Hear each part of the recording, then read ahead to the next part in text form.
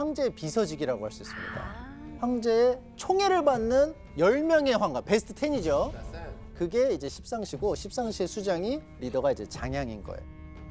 십상시는 사실상 그 녀석들도 도원결의를 했어요. 자기들끼리도. 네. 약간 약한 도원결의.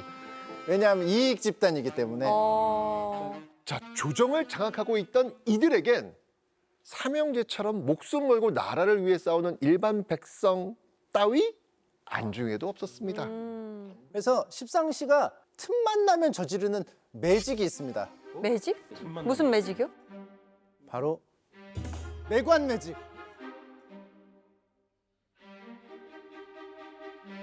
돈을 받고 관직을 파는 거예요. 네네. 그래서 요거를 공식 가격표가 있었어요. 실제로. 그래요? 너무 대놓고 팔아서 뭐 사람 인구 많은 데는 뭐 태수는 얼마, 뭐 어디는 뭐 얼마, 뭐 해가지고 정해놨어요. 부끄러운 줄도 모르고 그 정도로 아예 대놓고. 근데 이게 처음에 사면은 끝이 아니에요. 중간중간에 계속 구독 서비스처럼 관직을 결제를 또 해요. 정기구독. 정기구독도 있고 아니면 뭐 돈 없으면은 나중에 땡겨서. 후납도 있고 굉장히 체계적으로 했어요. 야, 저걸 저렇게 설명하는구나. 너무 이해하기 편한데. 너무 신기하다. 그러니까 이게 얼마나 이제 부패했는지 알 수 있는 거예요. 네, 그러니까요. 그런데 이때 충직한 신하가 직언을 올립니다. 나라의 존망이 위급하옵니다. 온 나라에서 도적대가 일어나니 이는 모두 십상시가 벼슬을 팔고 백성을 해롭게 하며 폐하를 속여서 충신을 쫓아냈기 때문입니다. 이러자 천자가 말을 하죠. 자, 뭐라고 했을까요? 뭔가 약간 어리둥절 느낌으로 좀. 나는 그렇게 생각하지 않는데? 나는 지금 평화로운 것 같은데. 정답! 어머머머. 나라가 위태롭다니? 뭔 말이야? 나는 너무 편한데? 와, 이게 진짜 이렇게 생각했다고? 의외다. 왜냐하면 정부가 통제됐으니까. 교수님, 그럼 황제는 지금 나라 꼴이 이 상황이라는 걸 전혀 몰랐던 걸까요? 설마 전혀 몰랐을까요? 그러진 않았겠죠. 이때만 해도 영제가 28, 9, 즉위한 지도 15, 16년 됐거든요. 그렇지만 어려서부터 자기를 키워준 것도 환관이었고 자기가 철들 무렵에 자기를 정치적으로 지지해준 자들도 환관이었기 때문에 환관하고 정신적으로 독립하지 못했던 거죠. 그래서 백성하고 환관 둘 중에 하나를 택한다면 환관 편이었던 거죠. 예. 그래서 삼국지 연의에서는 환관이 거의 모든 잘못을 저지르는 것처럼 나오지만 실제 정사를 보면 영제가 앞장서서 영제도 마술사예요? 예, 그러면요. 매관, 매직. 십상시만 마술사인 줄 알았는데. 예. 저 여기서 퀴즈 하나 내겠습니다. 네. 황제를 입맛대로 주무르고 권세를 휘두르는 십상시의 패단을 4글자로 줄이면 뭐라고 할까요? 4글자요? 자, 침착하게 쓸 수 있는 실용 사자성어로 확인해 보겠습니다. 네. 지록위마. 사슴을 가리켜서 말이라고 한다. 진나라 때 어린 황제가 있었습니다. 그때도 이제 십상시 같은 황관이 있었는데 황관이 이제 황제한테 사슴을 두고 말이라고 하니까 이제 충신이 나서서 말이 안 되잖아요. 아닌데요, 사슴인데요. 이렇게 이제 충언을 날린 거죠. 정정을 한 거죠, 사실대로. 이제 진실을 말했더니 그 충신 어떻게 됐을까요? 죽였어요? 환관의 이 충신을 바로 죽여버립니다. 그럼 아무도 말을 못하지. 바른 그치. 말을 해줘야 되는데. 그렇죠? 이제 아무도 이제 진실을 말을 못하는 거잖아요. 그런 것처럼 지록이마와 완전 똑같은 상황이 후한말에 벌어지는 거예요. 그래서 저는 이제 영제는 부드러운 가스라이팅을 당한 피해자라고 봐요.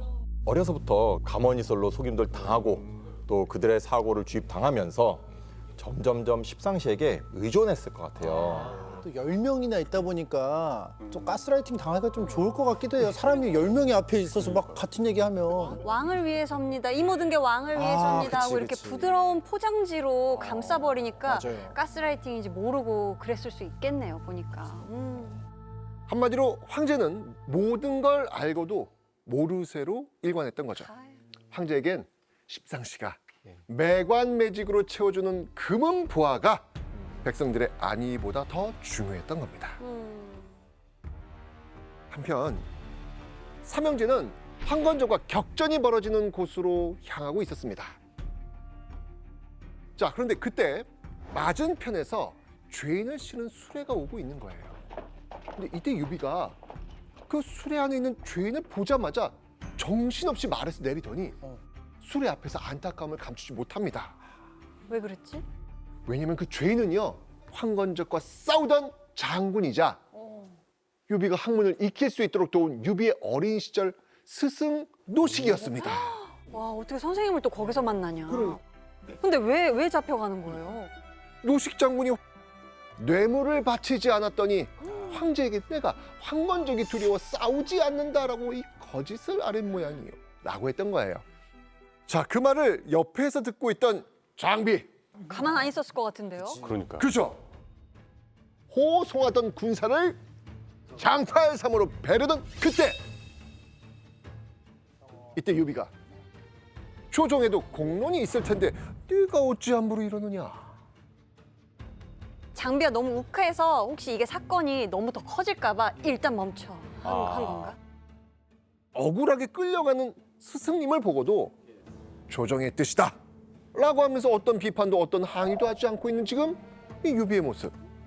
와, 근데 스승님이 잡혀가고 있는 상황에서 이런 말을 그 속 터지는 소리 하는 사람들 있잖아요. 속도 모르고 절차와 법도가 있고 맞아. 이게 왜 나라에 법이 있으며 이유가 뭐 이런 다 얘기 있는 하거든요. 거다 하는 사람들이 이유가 있어요. 그런데 여러분, 유비는 과연 썩어 빠진 조정의 실체를 모르고 있었을까요? 아니면 알면서도 모르는 척하고 있었을까요? 아직 때가 아니다라는 생각이 있을 것 같아요. 그 조정을 적으로 돌리기에는 그리고 유비는 또 한실 종친이잖아요. 그렇기도 하고. 백성을 괴롭히는 존재는 오직 황건적뿐이라고 생각했는데 조정의 관리가 부정부패를 저지르는 대상이라는 것을 직접 목격한 거예요. 노식 장군을 뒤로 한 채 유비는 군사를 이끌고 행군을 이어갑니다. 그런데 고개 너머로 큰 함성이 올려오죠. 황건적의 두목 장각이 관군을 몰아붙이고 있었던 겁니다. 유비는요, 군사를 몰아 재빨리 달려나가죠. 갑자기 뛰어든 삼형제의 등장으로 놀란 황건적은 멀리 도망갔고요. 유비는 관군의 장군을 구할 수 있었습니다. 다행이다. 그런데 이후 막사 안에서 생각지 못한 일이 벌어집니다. 장군이 유비, 관우, 장비를 무시하고 아주 대놓고 면박을 준 거예요. 왜요?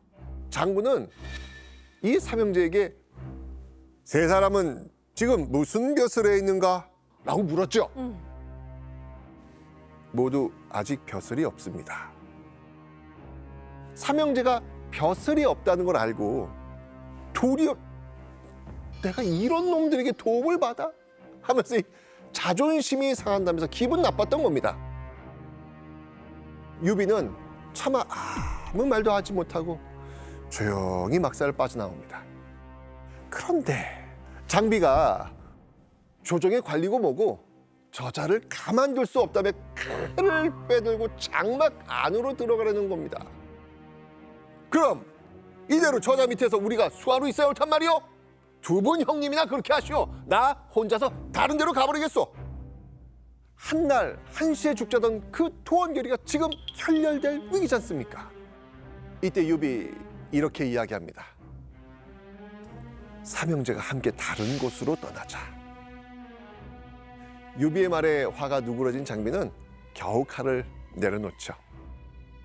씁쓸해진 삼형제는요, 황제가 있는 수도 낙양으로 향합니다.